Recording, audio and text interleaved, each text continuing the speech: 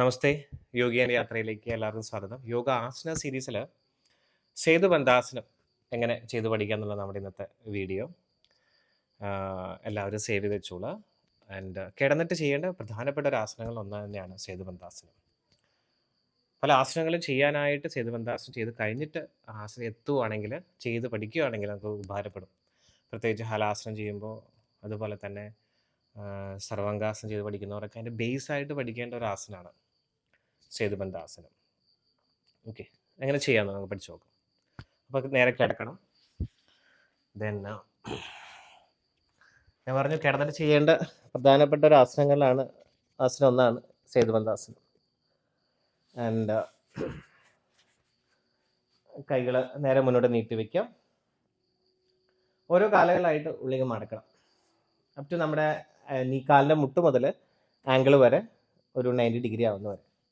ഈ കാലിൻ്റെ ഫീറ്റ് ഇങ്ങനെ സൈഡിലേക്ക് ഇങ്ങനെ സ്പ്രെഡായി പോകരുത്. ഫീറ്റ് ഇങ്ങനെ വി പോലെ ആവരുത്. എപ്പോഴും feet parallel to each other. വളരെ ശ്രദ്ധിക്കേണ്ട ഒരു കാര്യമാണ്. കാലിൻ്റെ ഫീറ്റ് 1 ഫീറ്റ് അപ്പാർട്ട്, ഒരു പാദത്തിൻ്റെ അകലവും കാലകന്നിരിക്കണം. ഫീറ്റ് അകന്ന് പോകരുത്. ഒരല്പം മാക്സിമം കാലിൻ്റെ ഫീറ്റ് പാരലൽ തന്നെ ശ്രമിക്കുക. ഓക്കെ, ഇവിടുന്ന് കൈ നമ്മൾ ആംഗിൾസിൽ ഹോൾഡ് ചെയ്യുക.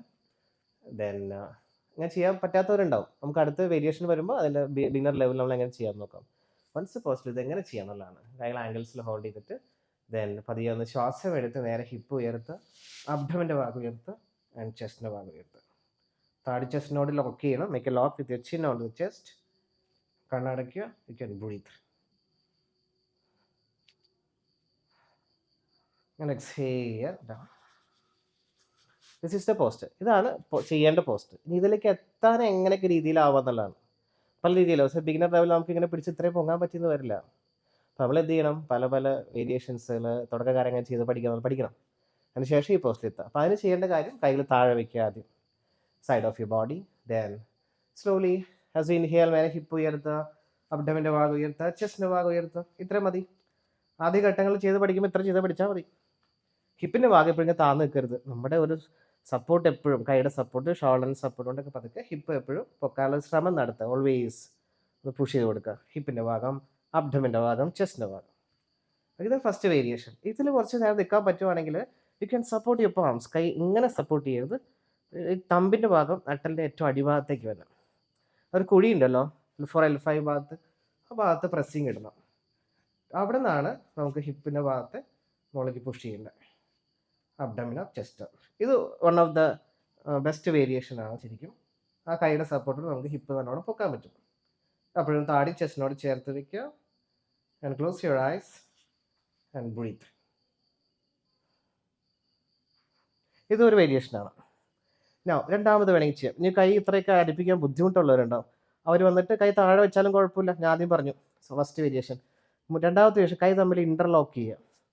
ആ കൈയുടെ സപ്പോർട്ട് കൊണ്ട് വീണ്ടും കൈ താഴെ ഇൻ്റർലോക്ക് ചെയ്തിട്ട് വീണ്ടും ഹിപ്പ് ഉയർത്താം. ഇതും ഒരു വേരിയേഷനാണ്. 4 വേരിയേഷനാണ്. ഇതും ശരിയാണ്. പല രീതിയിൽ നമുക്ക് ചെയ്ത് നോക്കാം. നമുക്ക് കുറച്ചുകൂടി ആപ്റ്റാവുന്ന രീതി എങ്ങനെയാണ്, എങ്ങനെ എപ്പോഴും ഹിപ്പിൻ്റെ ഭാഗത്ത് പൊക്കി നിർത്താൻ പറ്റും. ആ ബ്ലഡ് ഫ്ലോ താഴേക്ക് എങ്ങനെ, ആ തൈറോയ്ഡ് റീജിയൻ നമ്മുടെ താടി ചെസ്റ്റിനോട് ലോക്ക് ചെയ്യാൻ പറയുന്നുണ്ട്. തൈറോയ്ഡ് ആൻഡ് പാരതൈറോയ്ഡ് ഗ്ലാൻസിൻ്റെ ആക്ടിവേഷൻ സംഭവിക്കും, സ്റ്റിമുലേഷൻ സംഭവിക്കും. പ്രധാനപ്പെട്ട ഒരു ആസനം ഈ ആസനത്തിൻ്റെ ഗുണപരമായ വശമാണ്. ഓക്കെ, വൺസ് പോസ്റ്റിലെത്തിയാൽ നമുക്ക് ആദ്യം ഹിപ്പിൽ ഞാൻ പറഞ്ഞു വൺ ഓഫ് ദ ബെസ്റ്റ് വേരിയേഷനാണ് ഈ കൈ സപ്പോർട്ട് ചെയ്യുന്നത്. കൈ സപ്പോർട്ട് ചെയ്യാൻ ചിലപ്പോൾ അകന്ന് പോവാം. ചില സന്ദർഭങ്ങളിൽ നമ്മൾ ബോധപൂർവ്വം കൈയുടെ മുട്ടുകൾ അടുപ്പിക്കണം. ഓട്ടോമാറ്റിക്കായിട്ട് കുറച്ചുകൂടി ഹിപ്പ് നമുക്ക് ഉയർത്താൻ പറ്റും. ഓക്കെ, ഇവിടെ നമ്മൾ ഇതിൻ്റെ വേരിയേഷൻസ് ചെയ്ത് പഠിക്കണം. വൺസ് പോസ്റ്ററിലെത്തിയാൽ ഓരോ കാലമായിട്ട് പൊക്കി നോക്കുക. കാരണം ഒരു പോസ്റ്ററിൽ നമ്മൾ നിന്ന് കഴിയുമ്പോൾ അതിൽ കുറച്ചുകൂടി സ്ഥിര സുഖമായിട്ട് നിൽക്കാൻ സാധിക്കണം. അപ്പോൾ അതിൻ്റെ വേരിയേഷൻസ് ചെയ്ത് പഠിക്കുക എന്നുള്ളതാണ്. ഒരു കാലം മടക്കിയിട്ട് പതുക്കെ ഒന്ന് സ്ട്രെയിറ്റ് ചെയ്യുക. Exhale down. എണ്ണ മടക്കുക, സ്ട്രെയിറ്റ് ചെയ്യുക, എക്സേൽ ഡൗൺ. അങ്ങനെ നിങ്ങൾക്ക് പറ്റുന്ന പോലെ ചെയ്ത് പഠിച്ചതിന് ശേഷം നമുക്ക് ആ പോസ്റ്ററിൽ കുറച്ചുകൂടി സുഖമായിട്ട് നിൽക്കാൻ പറ്റും. ഹിപ്പ് ഉയർത്തി സുഖമായിട്ട് ശ്വാസം എടുത്ത് എക്സേൽ ഡൗൺ. പതുക്കെ കാലൊക്കെ മുന്നോട്ടേക്ക് നീട്ടി ഓരോ കാലമായിട്ട് നീട്ടി വയ്ക്കുക. അങ്ങനെ മിനിമം 10 സെക്കൻഡ് മുതൽ 1.5 മിനിറ്റ് 3 മിനിറ്റ് വരെ ആസനത്തിലൊക്കെ നിൽക്കാൻ പറ്റും. നിൽക്കാൻ ശ്രമിക്കാം. നമ്മുടെ സമയപരിമിതികൾ അതനുസരിച്ച് ചെയ്ത് പഠിക്കുക എന്നുള്ളതാണ്. എത്ര സമയം നിൽക്കുന്നോ അതിൻ്റെ 1/4 ടൈം അതിൻ്റെ കൗണ്ടർ സ്ട്രെച്ച് ചെയ്ത് പഠിക്കണം. കൗണ്ടർ സ്ട്രെച്ച് എല്ലാ ആസനങ്ങളും കൗണ്ടർ സ്ട്രെച്ച് ചെയ്യണം, നിർബന്ധമാണ്. ആൻഡ് ഇൻ ദിസ് ആസനം നമ്മൾ ചെയ്ത് പഠിക്കേണ്ട കൗണ്ടർ സ്ട്രെച്ച് ആണ് മത്സ്യാസനം, ഫിഷ് പോസ്. അപ്പോൾ അതിന് ചെയ്യേണ്ട കൈകൾ രണ്ടും ശരീരത്തിൻ്റെ അടിയിലേക്ക് കൊണ്ടുവരിക, നല്ലോണം നീട്ടി വയ്ക്കണം, കൈയുടെ എൽബോ സ്ട്രെയിറ്റ് ആയിരിക്കണം, കാലൊക്കെ ചേർത്ത് വയ്ക്കുക. ദെൻ സ്ലോലി ഇൻഹേൽ, ശ്വാസം എടുത്ത് തലയെന്ന് ഉയർത്ത്, ഷോൾഡേഴ്സ് ചെസ്റ്റ് കാലിൻ്റെ വിരലിലേക്ക് നോക്കുക. എക്സൈൽ, ചെസ്റ്റിൻ്റെ ഭാഗത്ത് മുകളിലേക്ക് ഇത് പുഷ് ചെയ്യണം and drop your head back. ശിരസിൻ്റെ ഭാഗം തറയെ മുട്ടിക്കുക എന്നുള്ളതാണ്. കൈയുടെ മുട്ടിലേക്ക് ഭാരം കൊടുക്കുക, ഒന്നുകൂടി ചെസ്റ്റിൻ്റെ ഭാഗത്ത് മുകളിലേക്ക് പുഷ് ചെയ്യാൻ പറ്റും നോക്കുക.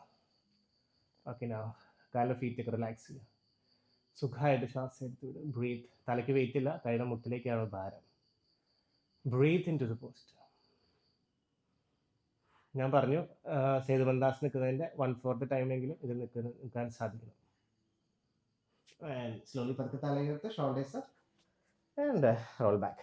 കൈ റിലീസ് ചെയ്യുക, രണ്ട് സൈഡിലേക്ക് തല പതുക്കെ റോൾ ചെയ്യുക, side to side, left to right and right to left. കൈ റിസ്റ്റൊക്കെ റൊട്ടേറ്റ് ചെയ്യുക, ഫിസ്റ്റ് ചെയ്യുക, റിലീസ് ചെയ്യുക. And you just close your eyes and relax. Feeling the exercise. Relax into the posture. And slowly സാവകാശത്തിൽ എഴുന്നേറ്റ് വരാം. ഇങ്ങനെയാണ് സേതുബന്ധാസനം ചെയ്ത് പഠിക്കുക. അപ്പോൾ മനസ്സിലാക്കേണ്ട കാര്യം, ഒരു ആസനം ചെയ്യുമ്പോൾ പല രീതിയിൽ ചെയ്ത് പഠിക്കാൻ പറ്റും. പക്ഷേ നമ്മുടെ പരിമിതികൾ മനസ്സിലാക്കുക, അതനുസരിച്ച് ഓരോ വേരിയേഷൻസ് നമ്മൾ അഡാപ്റ്റ് ചെയ്യും. ഇപ്പോൾ പറഞ്ഞ ഈ വേരിയേഷൻസ് കൂടെ എടുത്തിട്ട് കറക്റ്റായിട്ടുള്ള ആംഗിൾസിൽ പിടിച്ച് പൊങ്ങാനുള്ളൊരു ശ്രമം നടത്തുക. എപ്പോഴും നമ്മൾ നിരന്തരമായിട്ട് ചെയ്ത് പഠിച്ചാൽ മാത്രമേ നമുക്കൊരു ആസനത്തിൽ സ്ഥിര സുഖമായിട്ട് നിൽക്കാൻ പറ്റുള്ളൂ. അതാണ് നമ്മുടെ ലക്ഷ്യം. എല്ലാ ദിവസവും ഒരു ആസനം ചെയ്തു വെച്ചൊരു കുഴപ്പമില്ല, ചെയ്ത് പഠിക്കണം. അപ്പം അങ്ങനെ ശരിയായ രീതിയിൽ ചെയ്ത് പഠിക്കുന്നത് വരെ ഡെയിലി പ്രാക്ടീസിൽ ചെയ്ത് ഇത് കൊണ്ടുവരാൻ ശ്രമിക്കാം. ശരിയായ രീതിയിൽ ചെയ്ത് പഠിക്കുക. നന്ദി, നമസ്തേ.